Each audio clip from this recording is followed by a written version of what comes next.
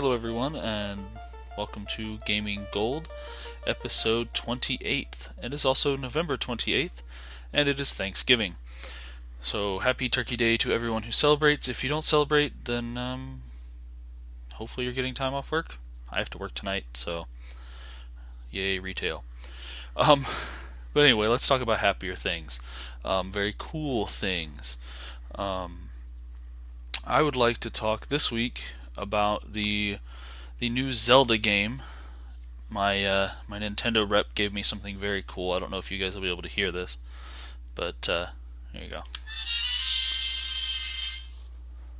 So hopefully you guys could see that.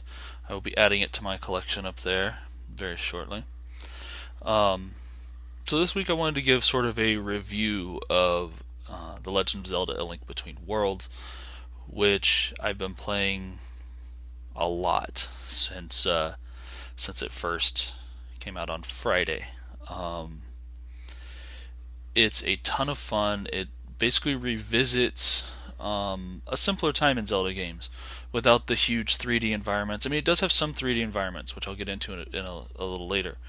But it takes place in the same world, same Hyrule, as the Super Nintendo Zelda, The Legend of Zelda: A Link to the Past. And it actually references that story and things like that. And there's some very cool things in it that that it brings up and stuff. So let's see here. I'll see if I can show you guys the start of the game here. Hopefully you guys can see that.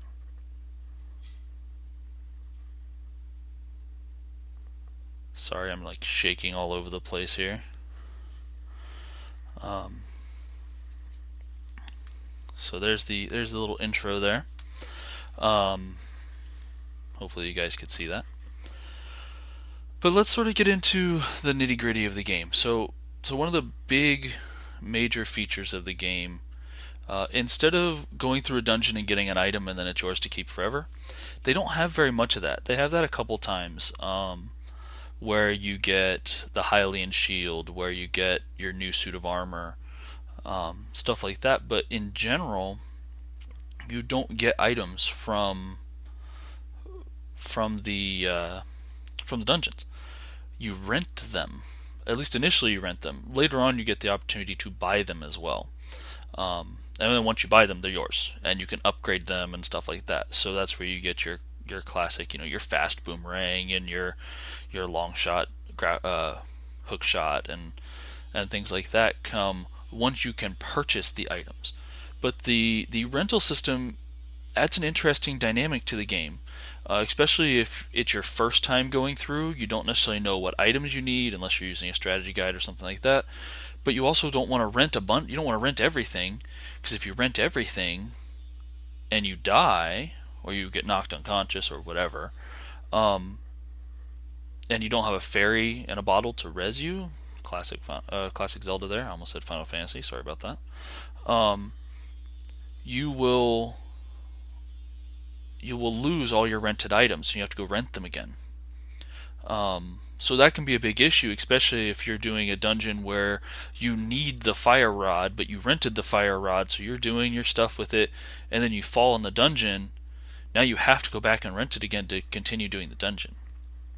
And of course, there's all different types of puzzles with the different items and stuff like that.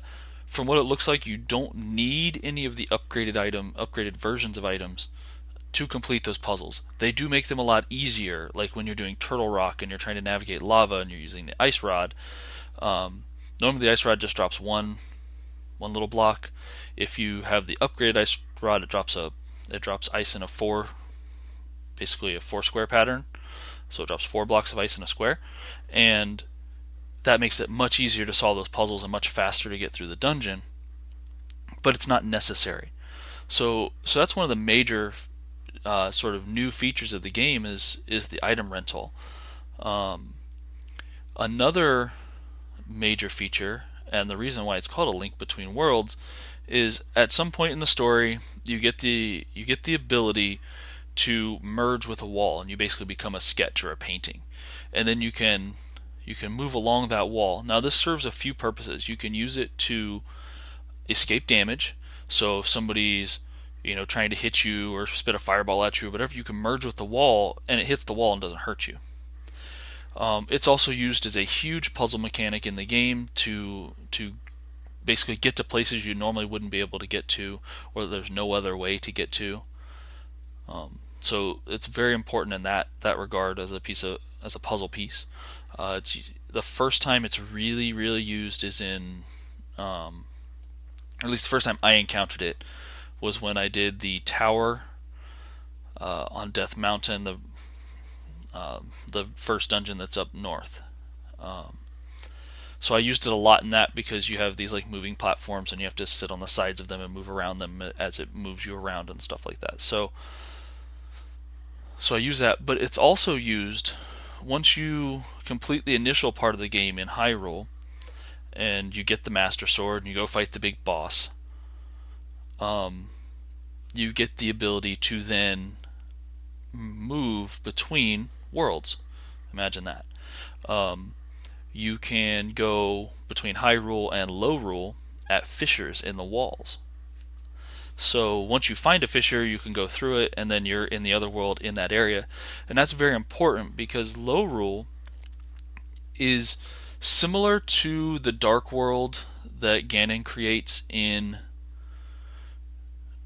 the Super Nintendo version of the game, but there's all these areas where the earth is crumbling away and falling away and things like that. So you can't just traverse the land. You can't just travel. So there's all these points where you have to switch to Hyrule, travel to some place, and then switch back to Lowrule to get inside an area or to get on top of something or something like that, and vice versa. You can go from Lowrule to Hyrule to get to places you couldn't get to before in Hyrule. So it's kind of a cool system. One of the dungeons actually takes place, it's a Lowrule dungeon, but it takes place almost completely in Hyrule, except for the final boss fight. So you get all kinds of interesting mechanics with that specific piece. Other than that, the story's really good. It mirrors the Super Nintendo story pretty closely, but all the dungeons are new. Turtle Rock is down in the swamp area or the lake area down here instead of up on Death Mountain, and the ice dungeon is up there instead of down south. So you get all the dungeons have totally different puzzles and everything because they have this 3D environment to work with instead of just the flat top-down view that you had in A Link to the Past. So you get all sorts of cool puzzles and stuff like that. If you're looking for a classic Zelda experience, I highly recommend picking this up. If you don't have a 3DS, they currently have a limited edition version of the 3DS. It's $20 more than the normal XL, but it comes with the game. And this part here on the back is gold and has the Triforce, and then on the bottom it has the black Triforce, like mimics the logo. And then the front here is all gold. So it's a really cool 3DS. If you were debating on whether you should pick up a 3DS because there were a couple games you wanted for it or something like that, I highly recommend picking up that one just because it's really cool and it's limited edition. And then you have the game, and it's well worth playing. Other things. The game as a whole seems a little easier than previous incarnations. I mean, the last Zelda game that I played was Skyward Sword, and that game was a pain in the butt. But it does have some hard puzzles, and some things can be very unforgiving. The ice dungeon in Lowrule is one of them. I still haven't beat it yet, just because I didn't have enough health and stuff when I started, because the traveling up Death Mountain and everything was a pain in the butt. But overall, I think the game is a little easier than previous incarnations. It's about the same level of difficulty as A Link to the Past. So if you enjoyed A Link to the Past, then you will enjoy this game, hands down. If you if you just started playing Zelda with like Twilight Princess and Skyward Sword and stuff like that, this may feel a little odd or different to you, and you may not like it necessarily. But I would still recommend giving it a shot if you have a 3DS. You can pick the game up for like $40. It's probably going to be on sale with the holidays and things like that. You might be able to get it for cheaper. Um, so yeah, I think that about wraps it up for me, guys. Feel free to like, favor, subscribe, and comment all down here.